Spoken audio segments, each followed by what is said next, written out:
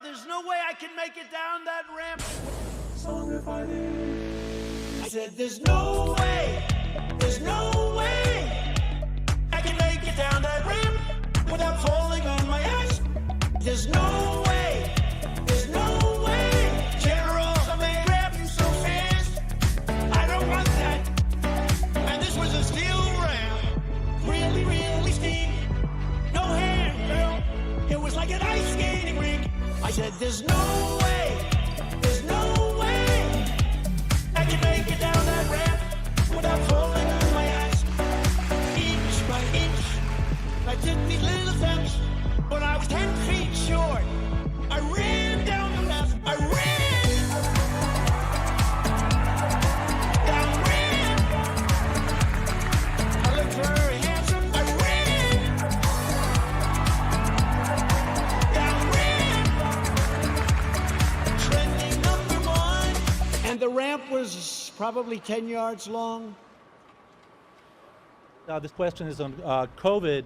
I think you're going to have a big surprise, a beautiful surprise, sooner than anybody would think. But the answer is... I ran down the ramp.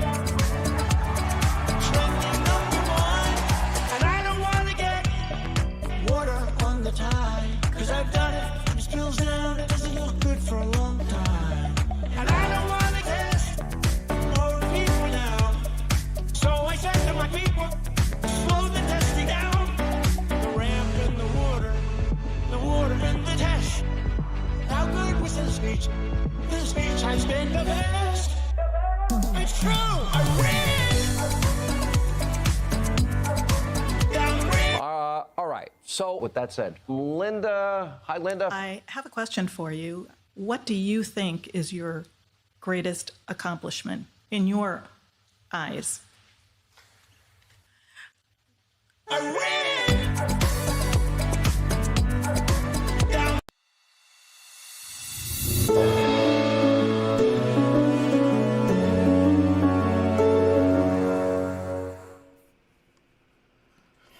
Hello all, welcome to the Chicago Justice Show. I'm your host, Tracy Siska. You can find out more about our transparency and accountability work at chicagojustice.org. Okay, all. Well, first of all, keep an eye on our website. We got new research publishing on Tuesday. Being that it becomes violence against Domestic Violence Awareness Month in a couple of days, we've got a Violence Against Women piece publishing on Tuesday morning at 9 a.m. So keep an eye there. And we'll probably have an interview for the show on Wednesday morning, or Wednesday show a week from today. Okay, just a quick reminder, we're broadcasting Mondays and Wednesdays at 9 a.m. Central, and on Wednesdays at 12 p.m. Central. Okay, so the show today is basically going to be focusing on a WGN radio interview with Bob Sirott, the host, interviewing Martin, I think, Preib, I think is how it's pronounced. He's a former spokesman for the Fraternal Order of Police. He's also an author, if that's what you call it. He's written a book or more. If you want to know more about him, we've talked about him in the last couple of shows, but also he believes in a massive left-wing conspiracy among all the media, basically, to buy into a false anti-police narrative. And then he'll talk about some of the other, conspiracy theories in some of the clips I'm going to play about his interview. Bob Sirott, to his credit, pushed back on some of this. My question, and I'm going to hit up Mr. Sirott on Twitter, is how in the world you book Martin Preib, if I'm pronouncing that correctly. Again, if I'm not, I'm sorry. Martin's got me blocked, got CJP blocked on Twitter because he is also fact challenged, much like the president of the FOP at this point. They don't like pushback, they don't like facts. But how do you book this guy? He's a massive conspiracy theorist. Massive. How does he, out of like 12,000 or so police officers in Chicago, how do you pick him? Now, to his credit, Sirott push back in the interview. And there's nothing in the interview that they know each other, they have a relationship. So I think it's interesting about how this guy of all people got on. How you don't say he's affiliated with the Fraternal Order of Police. You just introduce him as just any random police officer we happen to talk to. None of that was filled in. It's very strange that he ended up on the show. So that's going to be we're going to be questioning Mr. Mr. Sirott on Twitter. We'll be asking some questions later this afternoon. I do find it interesting that he got on there and you don't give any context around Martin Preib and his history, what he believes, the conspiracy theories he pushes. Just to give you some context, he's posted about how they're basically, the whole John Burge saga in Chicago is all a myth. He didn't torture anyone. It's all a lie. Now remember, Martin Preib, and you're going to hear it in the comments he makes, he believes in the finality and sanctity of jury verdicts and judges' verdicts when it comes to prosecuting people that the police say are guilty. And he doesn't think any of the wrongly convicted should be out. He thinks that's all a myth. Now, but wrongful convicted, he does believe there are wrongful convictions. They're of officers who shouldn't be prosecuted. Jason Van Dyke being one of them. Yeah, think how odd this all is. It doesn't make, there's all these people that have gotten off throughout the country, but especially throughout Illinois and Chicago. They're all guilty. They all absolutely did it. Doesn't make a difference. There's a verdict. There's sacrosanct. Can't touch it. Boom. He's guilty forever. Unless that verdict is letting someone out, but then the courts they're not trustworthy. You notice the hypocrisy in all of that, right? It's amazing. So that, to me, should have been mentioned when you have someone on like Preib. Bottom line, you've got to talk about it. You've got to put that kind of context around it. Why is he the person you select out of the 12,000 officers? Now, the interesting thing is, I'm pretty sure that Preib would have to get permission up the chain of command to appear on WGN. They can't just pop in. So that is also very interesting how that all came about. Or he just doesn't care, and if they're going to ding him, he may just retire. He's been around a long time. Okay, so we're going to get to the first of a series of clips that we're going to play and I'm going to talk about. Now, let me say this. This is radio. So basically you're going to see a screen grab of WGN Radio's webpage where this interview was posted. And then you'll hear the audio of the clip, and then I'll come back and talk about it. And we'll go back and forth. We have 6 clips. The first one's on the morale of the police department. Now, explain to me how for 50 years, maybe 100 years, but at least 50 years, every year the morale's lower and lower. Explain to us, if someone's got it. By the way, comments, questions on any of the platforms you're watching this on, comments and questions live, I can include them in the show. How in the world is there no bottom to how far low the morale can go? Every year it's worse. How is that possible? And one of the problems Sirott does in this interview is he buys into that narrative. Now, working 12-hour days nonstop, canceled vacations, canceled days off, putting up with the unrest last summer, no doubt took a toll on the police and the police officers. Undoubtedly. But you also have to understand, when you're talking in the context about police, they don't like being questioned. They want free reign for whatever they do. So part of what you're seeing around retirements and stuff, cops just don't want to worry about being questioned. They want to be able to beat and maim and rape as much as they want without being questioned. And the fact that they're not being that now is a problem. So they're retiring. Or they're doing what Preib does, which is complain, complain, complain. So anyways, this is the one Sirott problems he asks. He buys into this low morale thing. Now, You're not going to hear Sirott. These are just Preib's answers on a certain number of questions. So the first one is morale. Well, I think the morale for police across the country is very low with this defund the police and these very radicalized groups that are attacking the police on every level. So that's a major problem. I think also the Cook County State's Attorney Kimberly Fox. I think she's extraordinarily anti-police. I think she's transformed the prosecutor's office into an advocacy almost against the police. So that weighs heavily.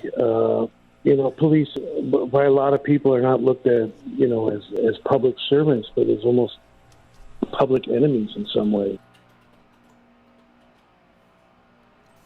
Okay. You'll hear a repeating theme throughout this. Kim Fox is the problem. Who's the problem? Kim Fox. What's the problem? Kim Fox. No matter what it is, it's all Kim Fox. Now understand, ladies and gentlemen, the police don't want a prosecutor's office doing their job. Like the American government that has been set up here, the republic that we have, there are checks and balances written into the Constitution on purpose. Each of the criminal justice agencies, different levels, 911 center, police, prosecutors, courts, probation, parole, correction, state police, they're all supposed to be checks on the other agencies. What we've had for way too long in Chicago is a state's attorney as prosecutors who are 100% aligned with police and will do anything they say. When you look back to the Byrd saga, there is evidence, definitive evidence, John Conroy uncovered, that the prosecutors were heavily involved, knew the torture was going on, allowed it because it gave them the same, they shared in the benefits of the outcome. They knew the guy was bad. They don't necessarily want to do the torture, but they don't care if you torture as long as you get the confession. Because if you get a confession, they get to go put a gold, just like you go back and put a gold star on, you get to go put a gold star on your back. Oh, see, we got this guy to confess. Yay, we got a conviction. So see, they don't want anyone in that office questioning. The only discretion they want is the police department's discretion. After that, no one has discretion. No one dare challenge mostly white males. They don't want it. How dare there be discretion? Okay. The second one is Preib talking about crime. Well, it's actually everywhere in a lot of big cities that, the crime is exploding. But the criminals know, they know what's happening to the justice system. They know they walk all the time. I mean, they know they can get away with all kinds of stuff right now. And that's not because of the police. The police are out there looking for them. It's because, as I said, the criminals in Chicago are euphoric to have a prosecutor like Kimberly Fox. If you read this wonderful website, CWB, they chronicle how many people have been arrested for felonies and go out and commit a shooting or another violent crime.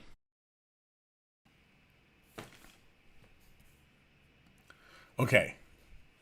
More Fox. Preib is right. Violence is erupting, gun violence especially, is increased in 2020 and 2021 in cities across the country. I don't think we'll get to it in this show, but we may get to it. We'll see. Homicides are up everywhere. That's actually the next segment if we get to it in today's show. If not, we'll talk about it on Friday. They're up everywhere. That's most up, percentage-wise, in cities 10. Here, I can tell you right now. It's most up in cities that are 10 to 25,000 in population. That's right, ladies and gentlemen. That's where it's most up. You wouldn't get that in the news.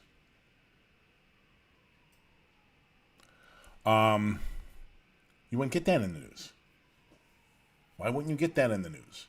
It doesn't mean that violence is good in Chicago, but understand something, ladies and gentlemen. If we have a nationwide issue, how is it going to be solved? Excuse me. How are we expecting it to be solved by local police departments, independent of all the other social actors, if it's a nationwide issue. And let me tell you, ladies and gentlemen, all of this is happening in a worldwide pandemic that we haven't had over 100 years. Who didn't expect crime to go up? You're insane if you didn't think that. With all the stressors, crime wouldn't go up. But the Preib, it boils down to all it's Kim Foxx's problem. Don't matter that the data doesn't know that. And by the way, all these offenders know it's so easy to get away with someone. So easy to get away with. They all know it. That's interesting because if you go back a couple of shows, ladies and gentlemen, maybe 2 weeks, we had Dr. David Olson from Loyola who looked at statewide gun possession prosecutions, unlawful use of a weapon prosecutions across the state. It turns out,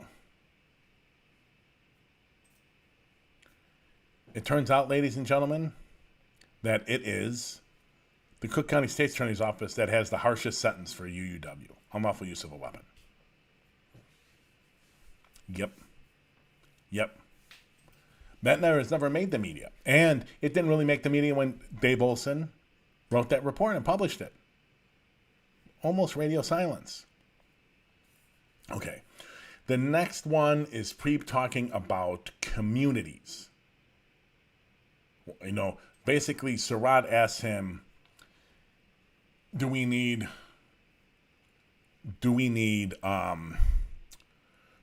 more community violence prevention? So interrupters or projects like Communities Partner for Peace, CP4P, or Ready Chicago, or Chicago Cred. All three of which, ladies and gentlemen, go look in the archives. Twitter, Twitch, YouTube. I won't be on Twitch, but YouTube, Facebook. That's there. We've had all three of people from all three of those groups. We had them all on a show talking about community. What can be done by community-based violence prevention? What is the possibilities? And like all of these questions, Preib turns it. Here's this one. Well, I mean, that's an ongoing debate about, the community.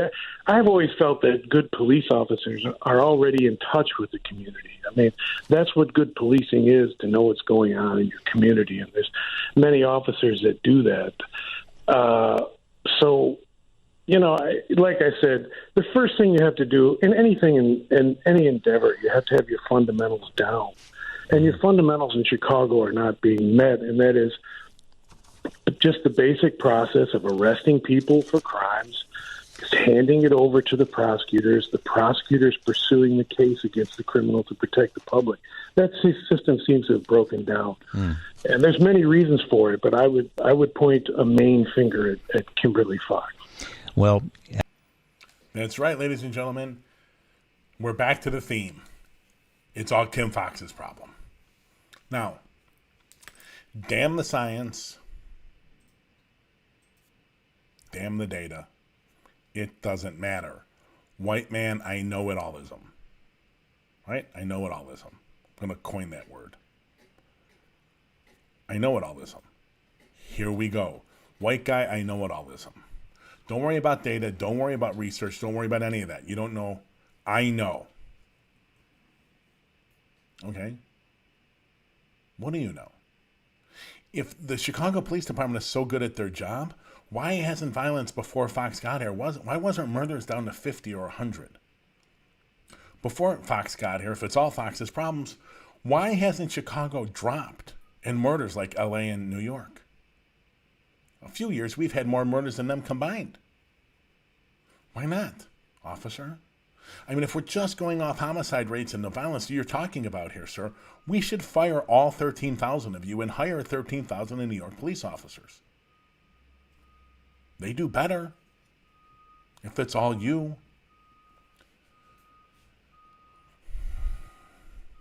So he can't get off Fox. You'll get to Fox and Fox and Fox and Fox from him. Here's the next one when Bob Sirott asks him about what is the solution to what's going on in Chicago. Here's his response to that question. Well, I think we need to follow the law to begin with. I mean, she can make those claims, but I think it's been pretty clearly established she does not follow the law, that she does not punish criminals. She seems to work to release them. She's exonerated a lot of people from prison who are convicted of murder under the most ludicrous claims. And that has not garnered, I believe, the media attention that it should have, and I've tried to generate a lot of that media attention. But I think people should just there's a failure of people, public servants on many levels in Chicago, across the country, to fulfill their duty as a public servant. I mean, the police, it's very hard to be a police officer now. The scrutiny is so high that, you can get, as we say, jammed up for all kinds of things that make it difficult to do your job. But the police are still going out there getting the guns off the street. They're still responding to the calls. It's after what we do our job where things seem to fall apart. I think a lot of the judges are caving into the anti-police movement. No disrespect to all the media, but I think much of the media in Chicago has caved into the anti-police movement. And I think the police just feel that the real truth of what you said, of what we see on the street and what we deal with, is not getting out there. So I just think there's a basic breakdown of duty these days.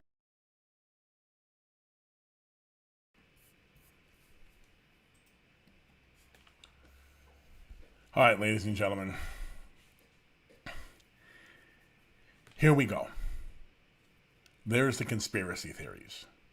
And he hedged it because in all his other posts throughout the years, he's included the entire media.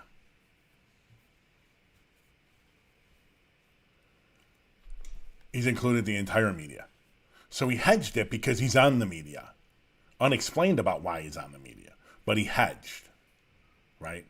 He wants to keep his relationship with Bob Sirott, so tried to carve out an exception to the conspiracy of them all being left-winger nut jobs in bed with civil rights lawyers and some evil cabal conspiracy.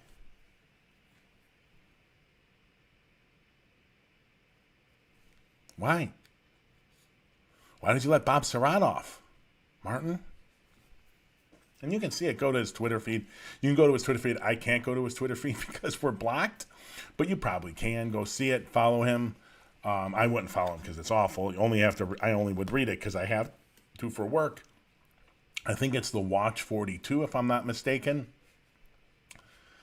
All right. So next quote or next clip is about the defund police movement. And here you get really, really conspiratorial. Now, Preib was a conspiracy theorist before it became popular under Trump.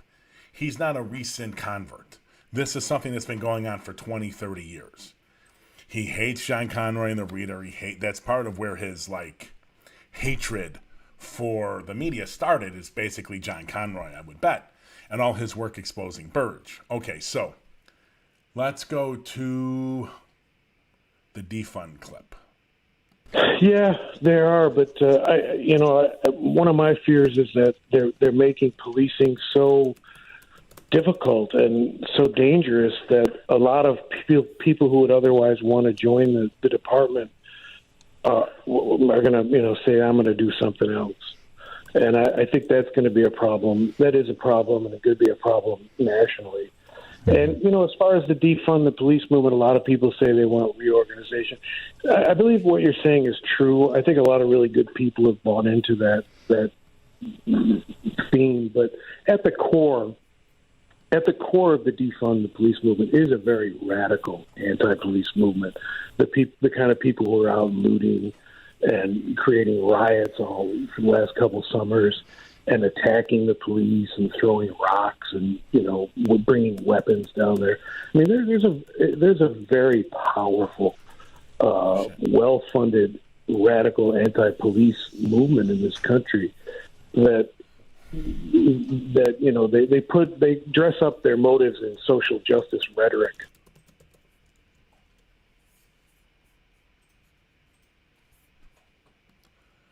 Okay, we are back. You can see total conspiracy theory, right? There's some evil cabal,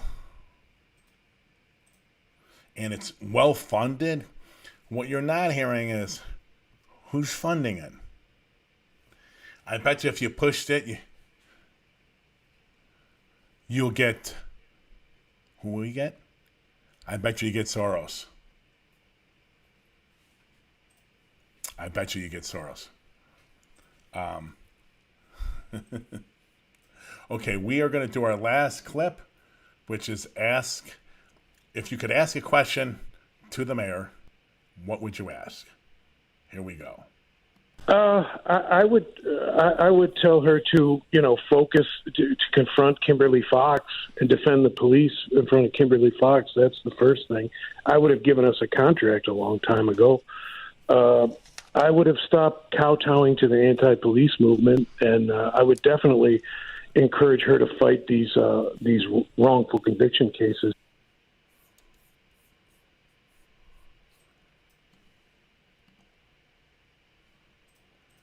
All right, so we are back, and I'm going to try. Let's see if I can raid on Twitch.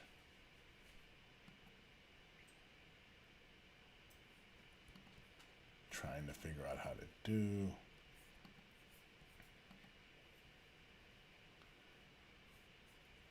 All right, well, that didn't go well. Oh, let me mute it. Okay, so he's a massive conspiracy theorist, right? You can see that.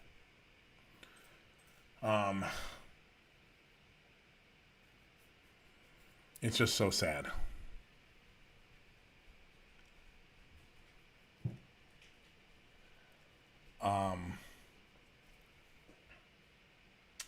Trying to figure out how to do this raid. I'm not sure I know how to do it.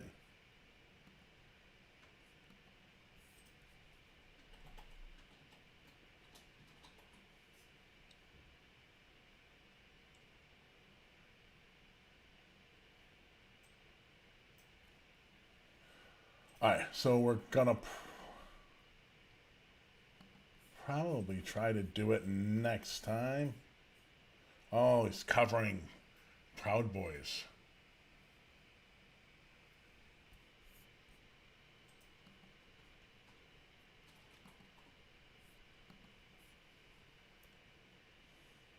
All right, I don't want to keep you all. We're going to try to do it. We'll figure it out for the next time. Martin Preib, how do you get on that show? And listen, I'm fine with criticism of Fox. Can we just base it on the facts?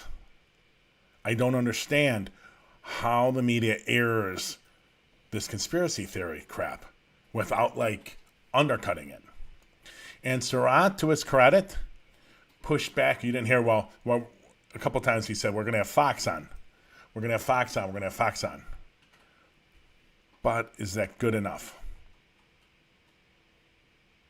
I really don't know. I question whether that is.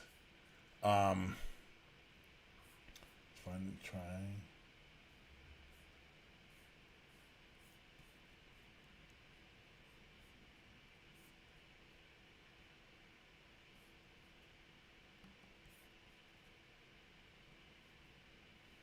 All right, I can't figure out how to do the raid, so I'm going to let you guys all go. All right, ladies and listen, thank you so much. Subscribe to our podcast, the Chicago Justice Podcast, and you will get extra content. We have a couple interviews coming up.